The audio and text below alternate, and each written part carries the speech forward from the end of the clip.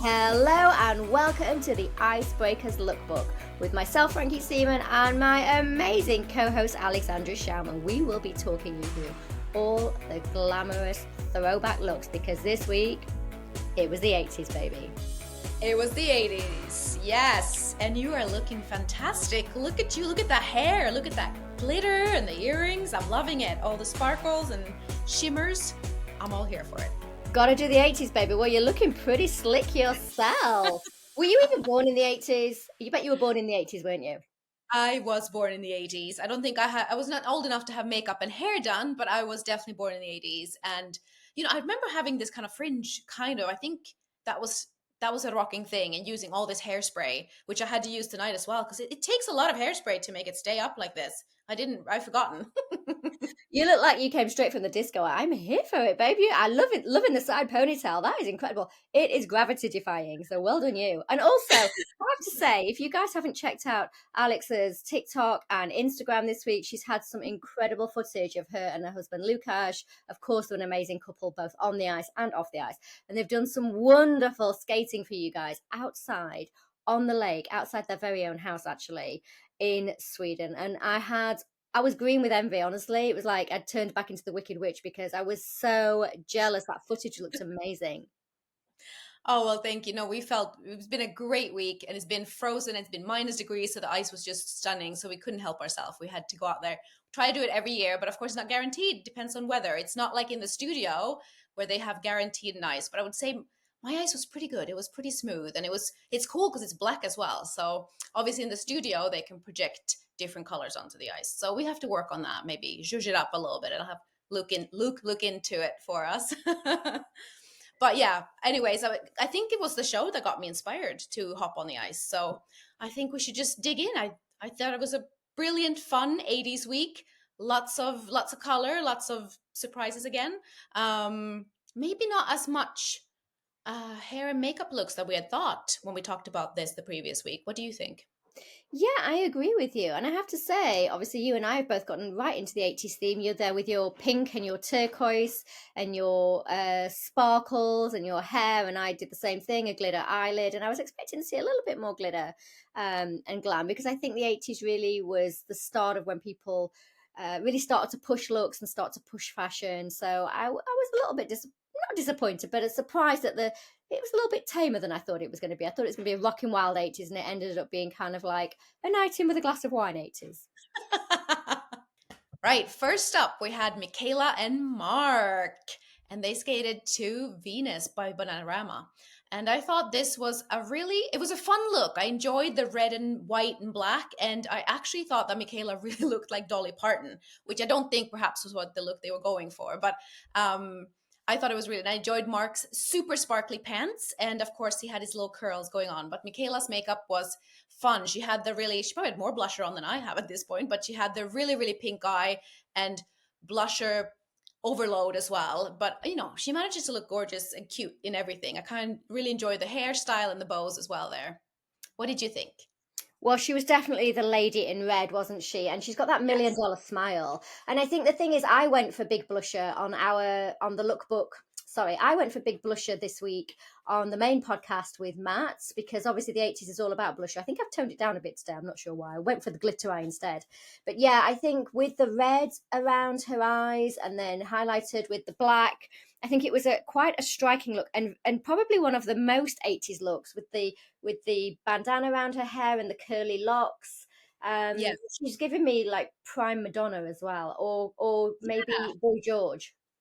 Yeah, that's true. Actually, I kind of forgot about Madonna. That's a good comparison too. I don't know why I just thought Dolly Parton but that's probably because she's so smiley and cute when she started on the podium. And of course, there we saw both Robin and Vicky as background dancers on the podium, looking gorgeous. But they had really funky screens. I thought it was a really upbeat, creative. It was a great opener to the show.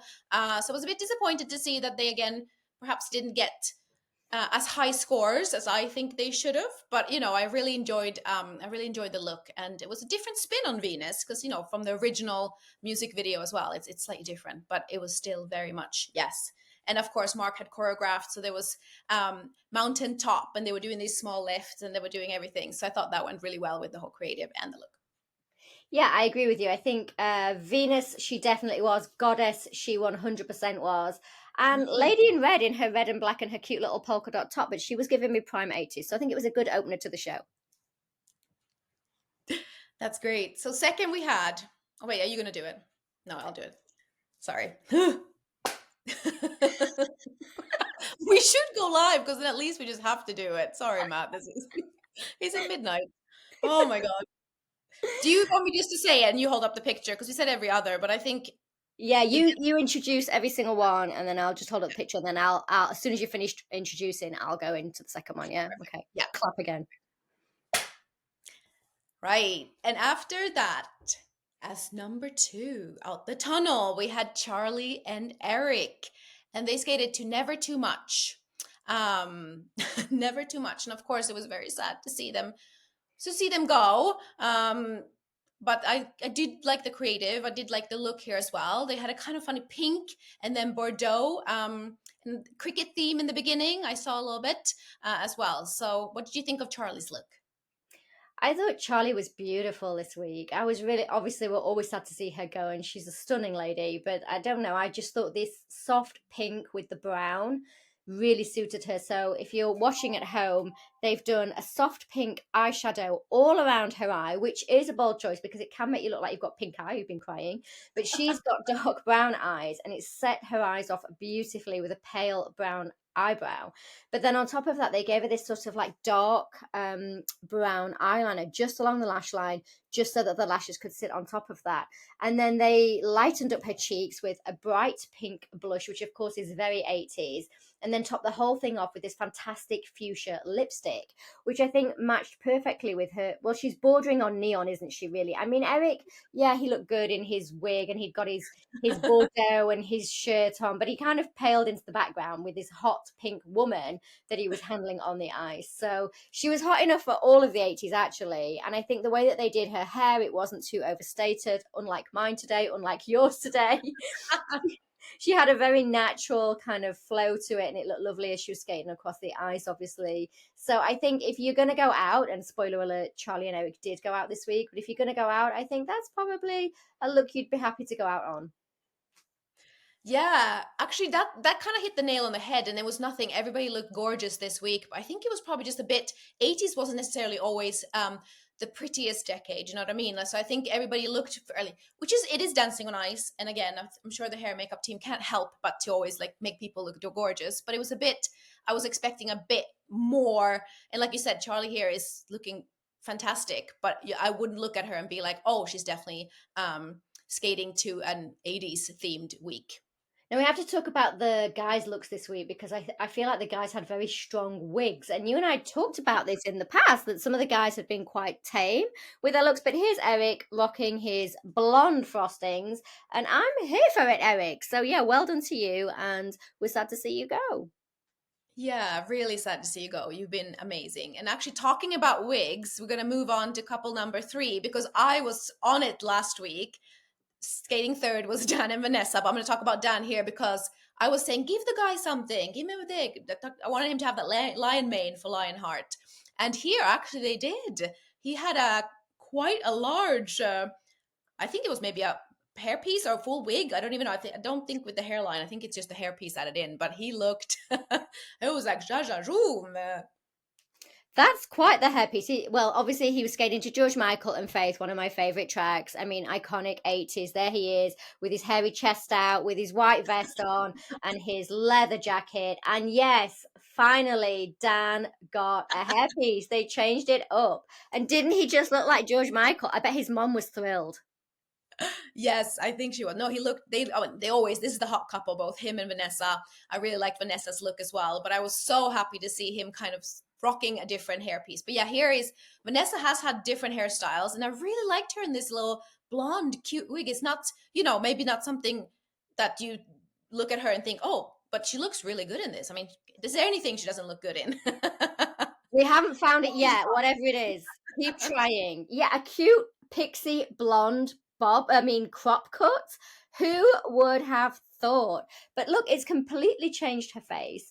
It's Yes. completely changed her features. It's almost changed her skin tone. Like she's just glowing from the top down. What happened? No, and again, here was kind of, they went with completely just white and black. Obviously, Adan just, like you said, in the jeans and leather jacket. And then Vanessa had this whole look, which I loved, with the biker shorts in black and then this dress on top with a really wide belt and the polka dots. It was really funky for a creative, and funky for 80s look, I thought. Yes, what a great picture of them there. So I really enjoyed this, and obviously it started with the guitar, so the creative they had was very fitting for George Michael and for Faith, like you said. What a tune. Yeah, I thought this black and white dress that they put Vanessa in, when I first saw it, I was like, oof, that's a bold choice. But it just actually ended up fitting really well. I mean, when we think about George Michael, he was always kind of surrounded by these super hot models and everything. And I think Vanessa with that blonde pixie bob wig was she totally took me back to like a Christy Turlington or Yeah. that kind of era, like a Linda Evangelista type era. I know he didn't do that in the Faith video. He probably did that in his Too Funky or his Freedom video. But still, the whole thing was so evocative of George Michael. And obviously, they ended up top of the leaderboard, so the judges loved it too. Yeah. But again, I think if we move on, we have another wig coming up. Like you said, it's really the guys in the wigs. And it was Molly and Colin skating number 4 to Time After Time by Cyndi Lauper. What a tune as well. But I have to say, Colin, it's again, I don't know if are they going for George Michael again? Is it like a George Michael themed week? Maybe it wasn't the 80s. Maybe it was a George Michael themed week. What do you think? Well, Matt Evers on the main episode of the Icebreakers podcast this week also came as George Michael, so I feel like George was rocking the 80s. George, it was your time to shine. I mean, we're going to have a little close up of this wig on Colin because it was very distracting. Yes, look at that. Wind beneath my hair, I was going to say.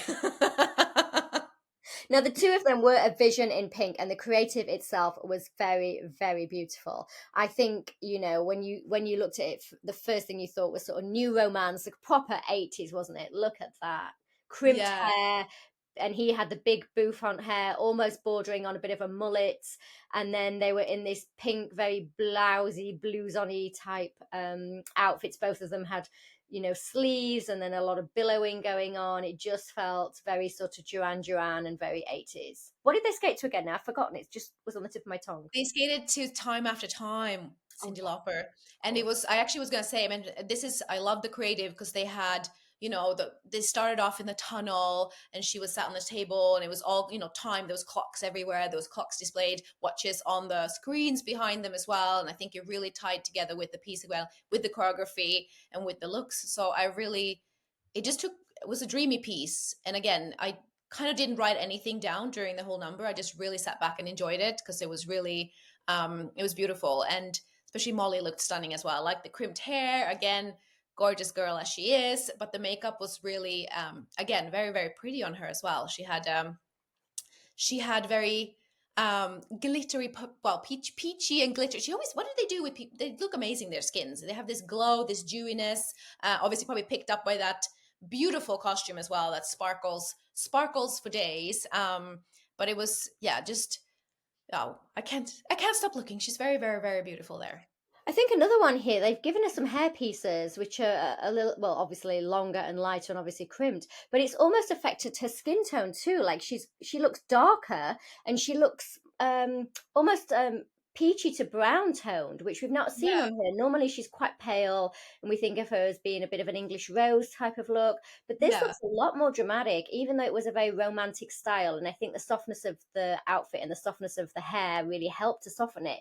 But look, she's got a slightly darker lip, which is not what you'd expect with this sort of overall pinky colour. And she's actually got quite a dramatic eye as well. And like I said, I don't know if they put bronzer on her, but I do think her skin tone has been darker or is darker here. So maybe it was the yeah. spray tan. I was gonna say maybe she just has gotten very excited about the spray tans. Usually in my experience, people start a bit, oh, maybe just a little bit week 1, 2, and then as it was the sparkles, and we've seen that in costumes too. Like then it's like, give me more sequins, give me more spray tan. So we'll see what they look like in a few weeks' time. Can we just have a chat about the state of her top? It is absolutely breathtaking. It is crystals upon crystals upon crystals. She's got crystallized like bra underneath, a sheer top, which has then got crystals on top of it, in almost like a pinstripe down the bodice. Yeah. And then obviously the arms are very, not floaty, but very soft and gentle with this kind of ruching at the shoulders. And then obviously it goes into this really flattering V-shaped skirt or diamond-shaped skirt, which you can just see there. I think we can see her stoma bag under there. And I think we have to Yeah. sort of talk about the fact that with her costuming, she's always got to be conscious of the fact that she has a stoma bag. So she needs to have room to make sure that that's fitted, safely and securely and isn't going to get in the way and the Yeah. costume's not going to get caught on it. But by the same token, Colin has to lift her around that area too. So I'm sure for these guys, they've got this extra element of having to incorporate their creative and their costumes and to some extent probably their looks to make sure that everything ties together, while still being mindful of the fact that she's had an ileostomy. Yeah, no, I think, and again, I don't know if it's perhaps she doesn't want to keep mentioning it, though they as a couple don't want to keep mentioning it to take away from anything they're doing, but they should mention it because, like you said, it's a lot of things that go into it. They have to really think about what they put in lift wise and choreography wise, and like you said, it goes, it's a lot of things that the costumers and Vicky has to think about, and even designing the looks and everything. Some things that might just not be, doable. Yeah, but look at her here. She's standing like a queen. And look how Yeah. Colin's looking at her. Literally, we all want a man to look at us like that. Yes, no, I absolutely loved it. But we went from that romantic kind of, I don't want to call it romantic, but that set tune to then something completely different because after that was Antoinette, and they skated to You Spin Me Around. And their creative was kind of this video game, which, it started off and I wasn't quite sure, but I ended up really, really liking it. But it's not an easy thing to skate to, not to choreograph to, and not to have as a creative. So I thought they really did well. But their looks, actually, that first picture I had with Anton too, he had some extra hair in there, right? I think, were they going for a little bit of the Wolverine hairstyle again?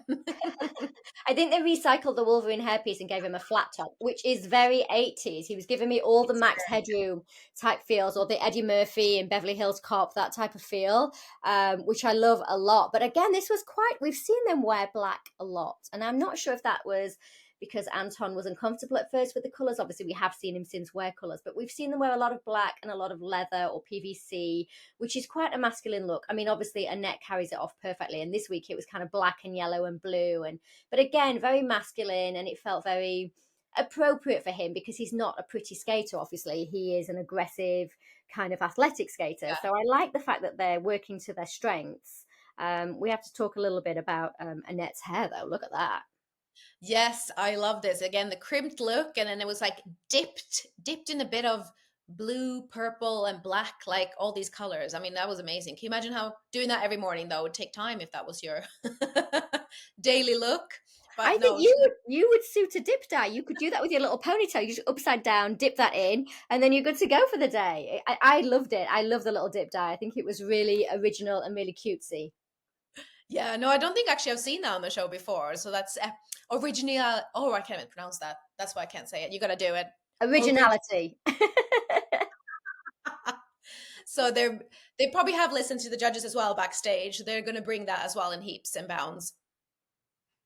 And yes, really pretty. Talking about her eye makeup here as well. It was a really kind of dark eye and again blue, but she had crystals in her eyes, which I really enjoy. Obviously, not something they can do all the time, but it's a really, really fun way to just kind of brighten and make the eye pop a little bit, especially if you have a darker color, darker smoky eye. But she looked really good. And again, just completely contrasting with the really bright lip there as well. Now, I don't like crystals on the eye. I find that the glue can be quite irritating. I find that when you try to open your eye, it can get stuck in the creases. I'm not a fan of crystals on the eye. Maybe on the outside of the eye or on the inside, but when it goes across the eye like that, I find that actually quite cumbersome. So I think she dealt with that really well. And I think it's, if you can deal with it, it is worth it because it's a wonderful look. I just don't personally like the feel of it. So well done to you, Annette. Yes. Well, actually, if we're going to say that, I think a lot of hairstyles and hair makeup, don't you agree that we wear maybe not always the most comfortable things? So if we're going for comfort, probably wouldn't be wearing half the things we do as women and not maybe be do styling our hair and doing our makeup. But like you said, it's sometimes worth the while because it's amazing. It's fun that we get to play with all these, hairstyles and colors and makeup. So But talking about colors and some makeup as well, after this was bright. It was Sam and Molly, and they skated to Push It. Completely again different creative, and I have to say they probably had my to date favorite set piece on the ice. They started off in this massive, like, what is it even called? Is it cassette player? What was it back in the 80s? Boombox? I don't A even know what you would call boombox. it. Boombox, that's what it is.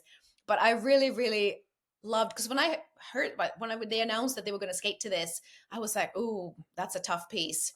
That's a really tough piece to skate to." But I mean, especially the beginning, just really for me was amazing, and again, just made that whole. It created the look straight away with the screens, with the boombox, with them dressed as chips and gravy.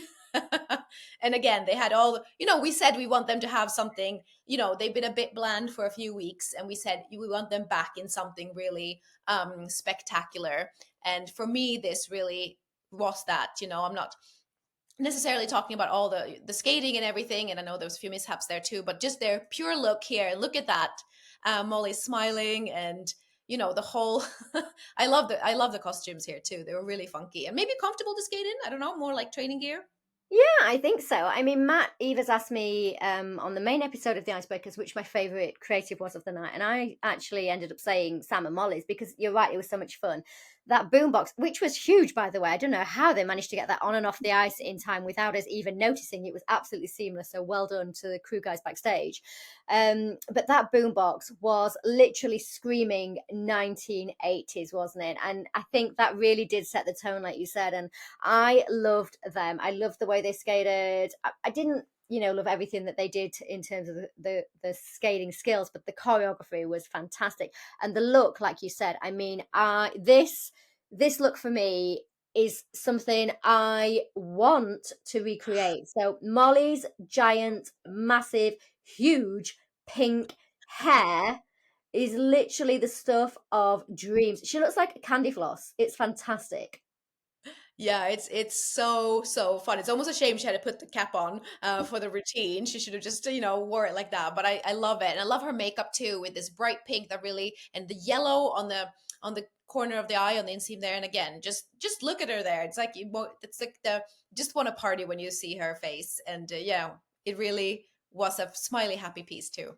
She looks like a 1980s cover girl, and I am all over it. I just think, girl, you won this week. You won the trophy this week just with that look alone, and we are here for it. Those beautiful white teeth against that bright pink lipstick, like you said, the accents of yellow on the eyes, and then the darker liner. Wow, fantastic. She could have been straight from the 1980s cover of Vogue. Fabulous. Yes, I really enjoyed it. So, chef's kiss for that. That was my favorite. I know we may be supposed to save it till the end, but that was my favorite creative actually. Close call with Molly and Colin, because I really enjoyed theirs too. But I gotta say, this week Sam and Molly nailed it for me. So Oh, and for me, it was a close call with Antoinette, actually. I really enjoyed their whole routine. So, yeah, but looking at the creatives overall, yes, Sam and Molly, hands down, fantastic. 10 out of 10, guys. Loved it. Well, we but of have to course, move. We have to move on, and I really don't want to because we're going to I talk was about gonna the say, team skate, and it's not my favorite part of the show anyway. And even the creatives, they were okay. Why don't you take this one? I'm going to start off. Here we go. right. Talk So us I through. think they really they tried the team challenge. I know we all it's been around, but anyways, they were doing the battle of the fashion houses. So we had Team Westwood, and then we had Team Gaultier, which is the one we're seeing on screen now. So again, it kind of, I don't know if it was announced. I didn't hear it straight away, so it didn't really make sense to me on the night. However, now that I know what the creative was, I actually think it is better than I thought it was watching it, if that makes sense. Yeah, kind of. Yeah. Because I like that it's kind of this fashion battle. But watching it on the night, somehow I missed that. I was making notes, and I just saw these two different looks, and I didn't really get it. And I do feel like the one team, which is the one on screen, had potentially the the winning look as well, and the winning creative. So I didn't necessarily think it was fair. but again, if I think there's a close up picture of the other team as well, which was Michaela's team, Team Westwood. And if I do look at this close up picture here, I have to say the costumes are really funky as well, and I do like them. It was just somehow on the ice, and they got lost with so many skaters. Like when I just watched it on TV, when I started looking at pictures afterwards, I was like, oh, it actually is really cool. But somehow on the ice, it got completely lost, and I think I texted you. I thought it was Les Miserables. Like I was like, oh, are they doing musical weeks already? Like I thought it was literally some people from Les Mis and then these cool cats, the other team, who Yeah, also, to be fair, was they had three, unison looks, three tall guys, three blondes. It was very like the costumes they had for me. Yes, the better look. yeah, so I think with the team Westwood, the problem was the creative or the costumes that they had were pink and burgundy and this sort of tartan look. And actually, you're right. In close up, in a still like that, the costumes are fantastic, and there's been a lot of thought and effort gone into them. You can see that they're wearing kilts over their trousers, and they've got this sort of asymmetric look to the kilts the boys have, and the girls are in the cute little corsets. So it's actually a great look there. But I think what happened was, and the reason I got lost was because the lighting in the back of the set was a deep purple and pink as well. And so when you put burgundy on burgundy, you end up with a bit of a bland look. And so they got lost in the creative and they got lost in the background of those lightings. Whereas I think the Gautier team in their black and white and their silver just stood out, which seemed almost like an unfair advantage. I'm sure it wasn't planned that way, the costume department and the creative department potentially just thought that they were didn't realize that they were going to be in the same tonal kind of color scheme. So I think that's what happened there, and it was a shame really, because to be honest, when you watch a team skate, you can't really tell who's skating better anyway, can you? So you kind of going, oh, who looks better? And of course these guys kind of clinched it. Yeah. Yes. I mean, unfortunately, I probably shouldn't have said, like you said, it's probably not what they planned to do. They wanted it to be equal, but different looks and everything. But for me, there was a winning team, and I'm not even talking skating or anything. I just thought basically they could have just come out of the tunnel and stood in a lineup. And also, frustratingly enough, of course, it didn't change anything. So I just feel like, yeah, that was it. Didn't change anything. Of course, we got to see a bit more skating, but it was hard to pick people out. So Yeah, I agree. It was, for me, it's a bit of a non-starter, the team effort. But I have to say, we have to give now at the end of this podcast, we have to give a little shout out to Queen Torville. I mean, Vivian Westwood, who? No. Look at this woman slay. Now, she's wearing purple, Alex. What do you think that means? Because purple is normally reserved for the final, for Bolero. She's dressed head to toe in purple. And I wondered if it was because this week we celebrated Valentine's Day. And of course, they won the gold in Sarajevo and that perfect score that they had on Valentine's Day. Do you think she was just celebrating Bolero Day? Wink, wink. I think both her and Chris were definitely wink wink celebrating Bolero Day. I I'm, think I'm here for it. I love that. Guys, we were celebrating with you. yes, no, I mean, again, I loved Jane's, everything from her makeup to her hair, and of course that dress, like you just mentioned, was absolutely stunning on her. And again, purple. You said everybody looks good in purple, but I feel especially Jane looks really good in purple. Well, thank goodness, because she's won a lot of it over the last 50 years. And I mean, girl, every year they're like, put the purple on. And she's like, oh, again. She probably even hates purple by this point, but she looks so good in it. And look at her. I mean, her face is just a picture of joy here. She's got a darker, sort of rosy red lipstick on. She's got those lovely glowing cheeks, really light eye. But the Yeah. hair is fantastic. So much movement to her hair with those curls in it. I have to say, if there's going to be a queen of the ice this week, Jane Torval is 100% hands down Queen Jane. Yes, I definitely agree with that. But I am excited. Next week is musical weeks. So again, because I feel again, I know we keep saying it. I'm like, maybe next week with 80s, I thought was going to bring more musicals. They got to go big there, right? It's got to be huge screens, set props, big musicals. Bring it. And actually, after that, we only got 2 more weeks left, so it's gone really fast, this series. That's Yeah. bonkers. I know. Yeah, Musicals Week is Oh, I say this every week, but it's also one of my favourite weeks. I didn't say it the week before last because we had no theme. So, but last week, 80s was going to be my favourite week. Kind of fell a little flat for me, but maybe that was the team skate that took the shine off. But musicals week, come on. What are you going to dress as next week? Give us a clue. Ooh, I don't know, but I got chills. I shouldn't sing that. Perfect. Mute that out. I should do quickly before we leave. I need to quickly do the Oh yeah. lip, don't I? I was going to do a nice sparkly lip for you guys. So the key to a sparkly lip is, and I'm going to have to shut up, obviously, because I'm going to have to do it. But the key to a sparkly lip is to not put to put the sparkles on first. Anytime you do like a sparkly eye like this, make sure you do your eye first before you do the rest of your makeup. So no, don't put your foundation on or your concealer or anything like that. Make sure that you have a nice creamy base on your eyelid, and then put the glitter on straight away. That way, if any of it falls off, you can clean it off with some moisturizer. You don't need to like scrub at your face. Just get some moisturizer and wipe that off with a nice cotton ball, nice and gentle, and then you can do the rest of your makeup afterwards. But I didn't want to sit here and just chat to you with one glittery eye till the end of the show. So I thought, oh, I'll do a glittery lip. So I'm going to put on, this is a concealer. It's by It Cosmetics, which I absolutely love. We're not sponsored, but would love to be. And I'm going to put some concealer on my lips to make it nice and creamy, and then I'm going to add a glitter. So take it away, Alex. Yes, I actually want to. While you're doing this, obviously, I know you can't talk, but I want to ask later too what it is. I think that's a really, even though you're not doing a glittery eye as well, talking about what you put on a base to get the glitter to stick, because obviously you're using this cream base here on your lip is to have something for the glitter to adhere to. So obviously, if you take loose glitter and you just pop it on, it might stay for a minute, might stay for a few seconds, but you want to use something that it can adhere to. So finding a good, and obviously you want to find something that's, if you're using, now I can see a little shimmery silver lip coming on. This looks amazing. But obviously on your eye, if you're using, a darker color or bright color or whatever, you need to make sure that whatever you put underneath is then nude based or cream based. That's a really good point. And actually, if I was going to wear something like a bronzy colour, I might even use a cream black underneath just to make that colour pop. Also, if I was using a gold glitter, I might use a black underneath just to make that colour pop. Obviously, you'd have to put more glitter on then to make it happen. I've gone a bit space agey, haven't I? Yeah, but I do love it. I cannot actually believe that this is my 80s looking at. Well, I have sparkles here, but you know me, I talk about this a lot, but I do love a glittery lip. I love a glittery eye as well. So you're completely rocking this podcast for me now, Frankie. Right, I'm going to move on to the top lip.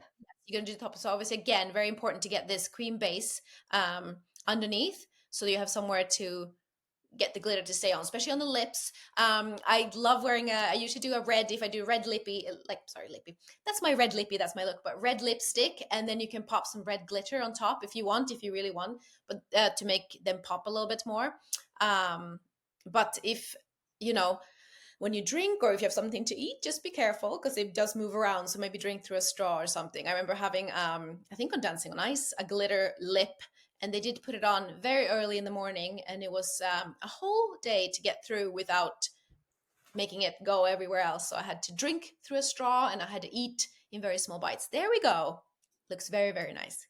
So there you go, a full glitter lip. And as Alex was saying, you almost want to load so much glitter on that it becomes matte. You don't want it to feel sticky because otherwise your hair will stick in it and drag it across your face. So preparation is key, guys. Well, thank you once again for joining us on the Icebreakers Lookbook. Make sure to hit that subscribe button so that you get notifications next time we do an episode for you, and we hope to see you guys. What is it? You always have to say something, don't you? Like, subscribe, and comment. And comment, yes. We want to hear your comments. So please let us know what you want to see. Actually, we do have a few things maybe planned for you, but let us know tutorial wise too, if there's something specifically you want us to demonstrate or Frankie to demonstrate for you. Let us know.